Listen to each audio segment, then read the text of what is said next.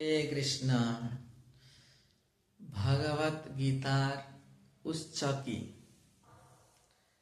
ভগবত গীতা আমরা জানি যে ভগবান কৃষ্ণ অর্জুনকে যে জ্ঞান প্রদান করেছেন সেটি হচ্ছে ভগবত গীতা। কিন্তু এই ভগবত গীতা মহাভারতের 18টি পর্ব রয়েছে। সেই 18টি পর্ব থেকে এটা হচ্ছে ভীষ্ম পর্ব।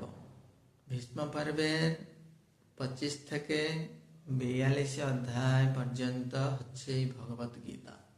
এটার 18টি অধ্যায় রয়েছে। 18টি অধ্যায়কে ভগবান তার যে প্রিয় পার্ষদ আচার্যরা এটি 3টি ভাগে বিভক্ত করেছেন।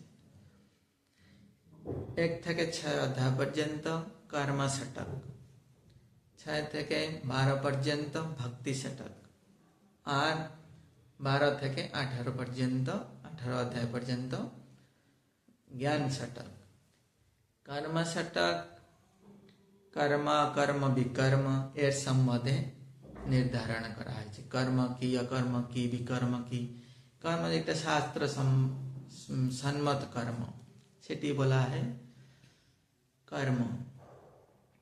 আর বিকর্ম কি?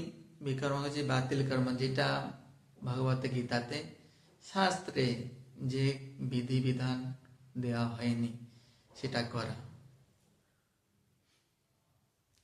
নিয়ম উল্লঙ্ঘন করা কর্মকে বলা হয় বিকর্ম। আর ভগবানের উদ্দেশ্যে যে সমস্ত কর্ম করা হয় সেটি হচ্ছে অকর্ম। তো 1 থেকে 6 পর্যন্ত বলা হয়েছে কর্ম সম্বন্ধে, কর্ম কর্ম বিকর্ম। 6 থেকে 12 পর্যন্ত ভক্তি ষটক, ভক্তি সম্বন্ধে ভগবান বলেছেন। আর 12 থেকে 18 পর্যন্ত এটা ভগবান দিয়েছেন জ্ঞান ষটক। এইভাবে ভগবত গীতা উদ্ভূত হয়েছে। হরে কৃষ্ণ।